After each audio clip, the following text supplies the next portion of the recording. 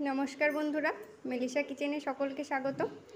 आज आमी बानाबो सर्षे इलिश। प्रत्येक बांगाली बा अनेकेई सर्षे इलिश खूबই भालो बानाते पारे, तबे आमी किभाबे बानाबो सेटाई देखाबो। एर जोन्नो निये नियेछि आमी 4 पिस इलिश माछ। एगुलिके प्रथमे लबण हलुद एबं एकटु काँचा सर्षेर तेल दिए मैरिनेट करे 10 मिनिटेर जोन्नो रेखे देब। मशलार जोन्नो निये नियेछि आमी हलुद सर्षे एबं कालो सर्षे 2 टेबिल चामच हलुद सर्षे एबं हाफ टेबिल चामच कालो सर्षे और तार संगे 4टे काँचा लंका। सर्षेगुलोके आमी आगे भालो करे प्रथमे धुए नियेछि।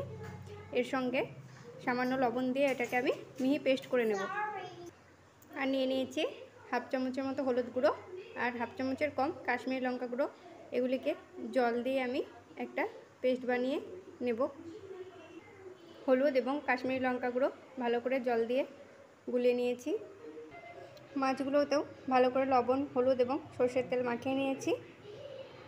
काँचा लंका एबं सर्षे दिए जे आमी पेस्टटा करे नियेछि सेटाके आमी एकटा छाकनार साहाज्ये छेके खोसागुलोके आलादा करे नेब।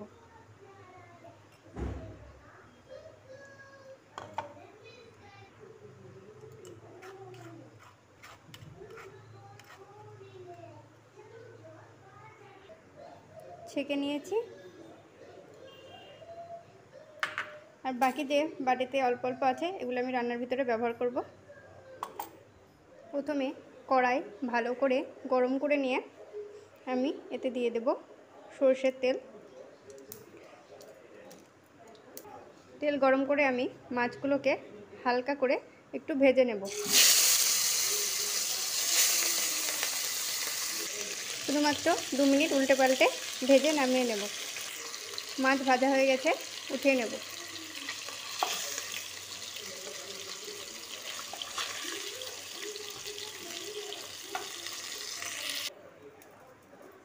शुधुमात्र एकटु हालका करे भेजे नियेछि।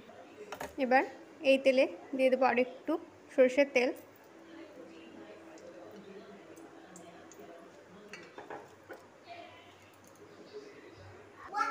दिए देब कालो जिरे फोड़न, एकटा चेरा काँचा लंका। लंकाटाके भालो करे भाजा भाजा करे नेब। एबार दिए देब जे हलुद एबं काश्मीरी लंकार जे पेस्ट जले गुले रेखेछिलाम सेटा। तेल छाड़ते शुरू करले एते दिए देब परिमाण मतो जल। दिए देब लबण। मशलाते जेहेतु लबण देওয়া আছে সেজন্য লবণটা বুঝে দিতে হবে। যদি পরে লাগে তো টেস্ট করে আবার পরে দিয়ে দেব। झोल फुटे उठेছে। এবার এতে দিয়ে দেব ভেজে রাখা মাছগুলোকে।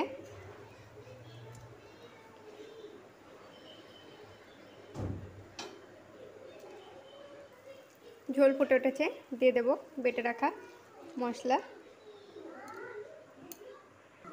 এরপর মিক্সিং জারে যে মশলাটা ছিল সেটাও আমি জল দিয়ে ধুয়ে দিয়ে দেব।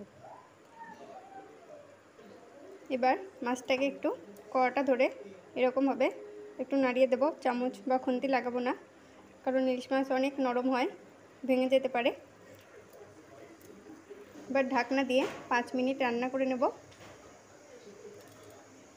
ঢাকনা খুলে এতে দিয়ে দেব দুটো চেরা কাঁচা লঙ্কা। এটা শুধু ফ্লেভারের জন্য। আর 1 চামচের মতো সরিষার তেল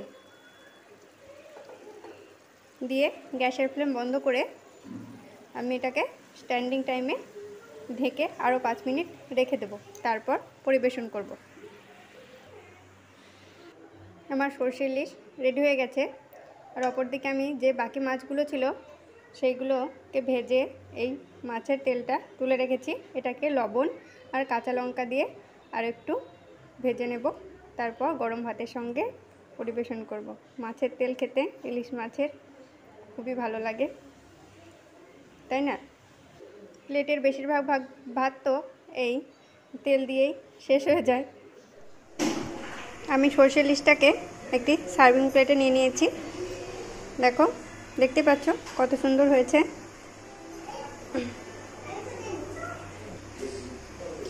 সবাইকে আমার মতন ভাবে একবার বানিয়ে নেওয়ার জন্য অনুরোধ রইল। রেসিপিটি ভালো লাগলে লাইক কমেন্ট শেয়ার করো। যারা নতুন দেখছো সাবস্ক্রাইব করে দিও। ভিডিওটি দেখার জন্য অনেক অনেক ধন্যবাদ।